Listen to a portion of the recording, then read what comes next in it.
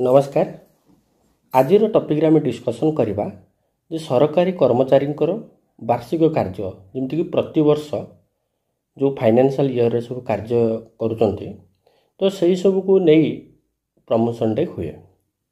तो से promotion day केमिति हम एवं केमिति डाटा अपडेट करेंगे एवं कौन पर ये डाटा अपलोड करा जाए आज से विषय डिस्कसन करवा।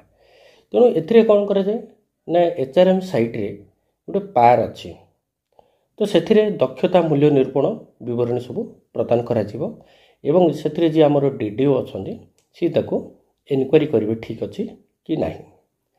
तो यथर कौन है बहुत थर सरकारी एम्प्लॉय मानू ये डाटा देवाई कह सत्वे बहुत जन अपलोड करना से 2 मंथ टाइमिंग दिखाई जहाँकि 2014-15 फाइनेंशियल ईयर पाखर आज पर्यंत अर्थात 2022-23 फाइनेंशियल ईयर पर्यंत समस्त डाटा एथिरे अपडेट करेंगे एवं ये डाटा न कले कौन हुए ना प्रमोशन पाइबार वंचित निश्चित हुए।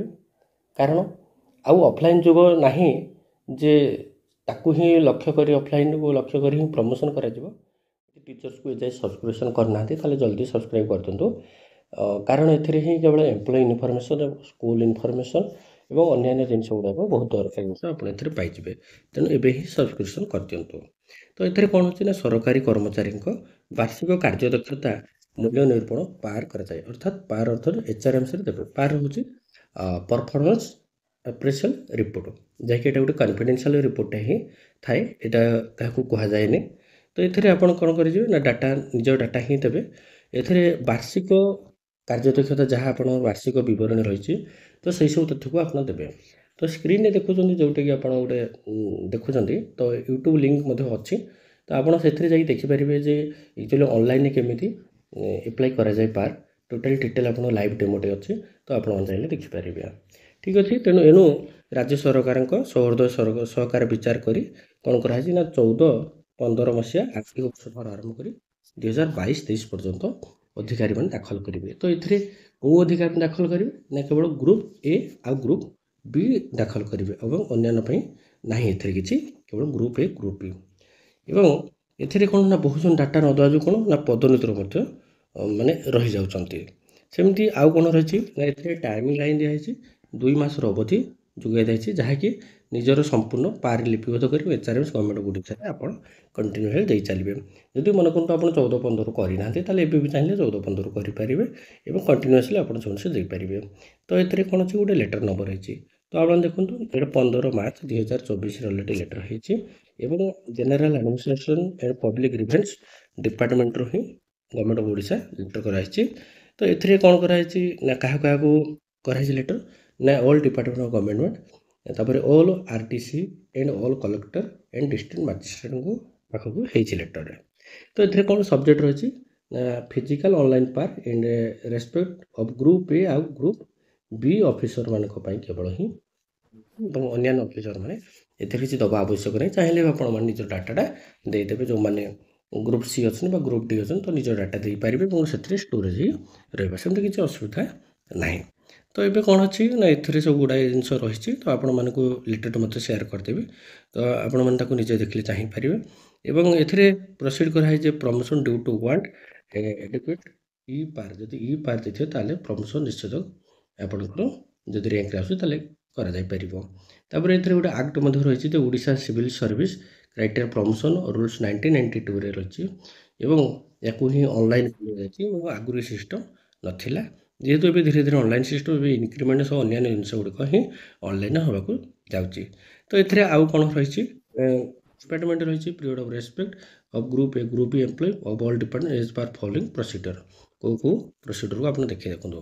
तो 1 नंबर पॉइंट फास्ट रही कौन पार 14-15-22-23 shall not be distorted any more no hard copy इधर किसी हार्ड कॉपी दरकार नहीं एवं NRC will be entire further available report जोटा आमर NIC डिपार्टमेंट अच्छे सी आपको रिपोर्ट करदेव। और 2 नंबर पॉइंट कौन हो ई पार window in the HRM open 2 month from the date issue notification जब नोटिफिकेशन होती तो 2 मास जाए टाइम अच्छी जब से करेंगे ना ई पार्टा को सबमिट करेंगे necessary provision HRMs will be made by CMGI during the 2 month आपको दिखाई और ई पार पीरियड आप रिसीव करने 2 मंथ भर आप कंप्लीट करेंगे। ए कौन रही ନା ପ୍ରୋସେସ୍ କ'ଣ ଥାଏ ନା ଏଥିରେ higher authority is prescribe in the schedule instruction if concerned authorities are not available to record their remark, par and there are no adverse report against ORU and par custodian shall issue NRC for such period.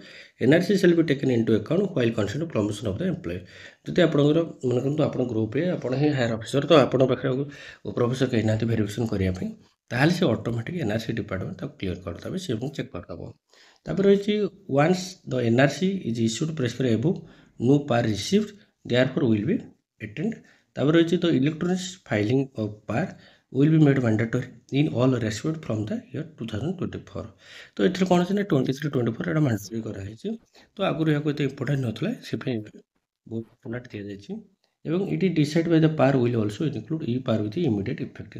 all par of the group A officer will be dealt in GA and PG special establishment department। ତାପରେ par group B officer shall be detained their respective head of the department ରହିଛି। Next ରହିଛି this May B ବ୍ରଟ୍ notice concern the immediate effect. ତ ଏଗୁଡ଼ା କ'ଣ କରାଯିବ ନା direct immediate effect କରାହେଉଛି ଏବଂ କପି ଫରୱାର୍ଡ଼ ହେଇଛି ସମସ୍ତ ଚିଫ୍ ମିନିଷ୍ଟର ମଧ୍ୟ ହେଇଛି। ନେକ୍ସଟ କପି ଫରୱାର୍ଡ଼ CMGI ଭୁବନେଶ୍ୱରକୁ ମଧ୍ୟ କପି ଫରୱାର୍ଡ଼ କରାହେଇଛି। ତାପରେ GA ଆଣ୍ଡ PG ଡିପାର୍ଟମେଣ୍ଟ ମଧ୍ୟ କପି ଫରୱାର୍ଡ଼ କରାଯାଇଛି। ତ କଲେକ୍ଟର ସମସ୍ତ ଡିପାର୍ଟମେଣ୍ଟକୁ ଏହା ଜଣାଇ ଦିଆଯାଇଛି। ତେଣୁ ଆପଣମାନେ ଯଥାଶୀଘ୍ର କରିବା ପାଇଁ କ'ଣ କରିବେ ନା ଯେଉଁ ଡେସ୍କ୍ରିପ୍ସନ୍ ମଧ୍ୟ ଲିଙ୍କ୍ ଦେଇଛି ସେ ଲିଙ୍କ୍ରେ ଯାଇ ମଧ୍ୟ ଆପଣ ପ୍ରୋସେସ୍ଟି ଦେଖିପାରିବେ ଏବଂ କେମିତି ଅନଲାଇନ୍ ଅପଲୋଡ଼ କରିବେ ତା ବିଷୟରେ ମଧ୍ୟ ଆଇଡ଼ିଆ ହେଇଯିବ। ତ ନିଶ୍ଚିତ ଯଦି ଭଲ ଲାଗିଛି ସବସ୍କ୍ରାଇବ୍ କରି ଲାଇକ୍ କରି ଏବଂ ନିଜର ସାଙ୍ଗସାଥି ଯେଉଁ ଫ୍ରେଣ୍ଡ ସର୍କଲ୍ ତାକୁ ମଧ୍ୟ ନିଶ୍ଚିତ ଆପଣ ସେୟାର କରି ଜଣାଇଦେବେ ଯେ ଏହିସବୁ ସିଷ୍ଟମ୍ ଆସିଛି ବୋଲି। କାରଣ ଏଥିରେ ଯେଉଁମାନେ ଗ୍ରୁପ୍ A ଗ୍ରୁପ୍ B ଅଛନ୍ତି ତାକୁ ଯଦି ଅପଡ଼େଟ୍ ନ କରିବେ ନିଶ୍ଚିତ ପ୍ରୋବ୍ଲେମ୍ ଆସିବ। Thank you. ଆଜିର ଟପିକ୍ରେ ଏତିକି।